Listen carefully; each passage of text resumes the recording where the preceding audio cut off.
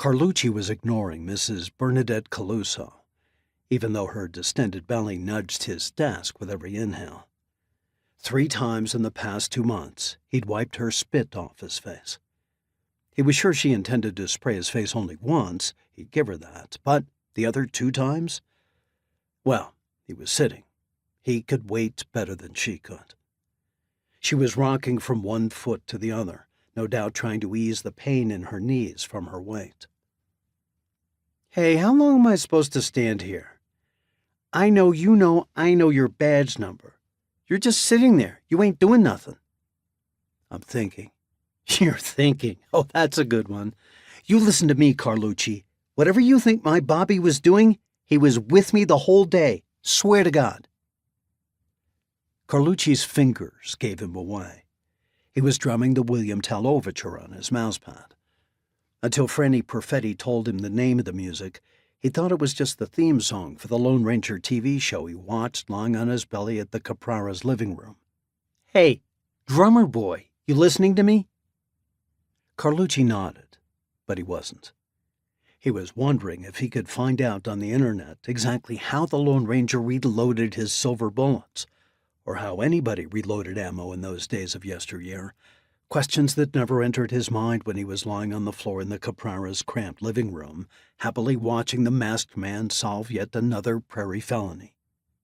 The last time he tried to talk to Balzac about reloading in the 1870s, he got nowhere. Balzac was more interested in telling him that what everybody thought they knew about the Texas Rangers was hype. The Rangers, Balzac said, were mostly hired guns, making Texas safe for white people. Everybody else, Indians, Mexicans, freed slaves, they just shot them. And lots of times, somebody was there with a camera. "Long as you're looking things up," Balzac said, "dig a little into that Ranger famous for ambushing Bonnie and Clyde. His posse never identified themselves, never said drop your guns, never said get out of the car with your hands up, never said they had an arrest warrant, not one word. Just started shooting." Carlucci wondered for a few minutes why Balzac had gone off in that direction. All Carlucci wanted to know was if people could reload ammunition back then.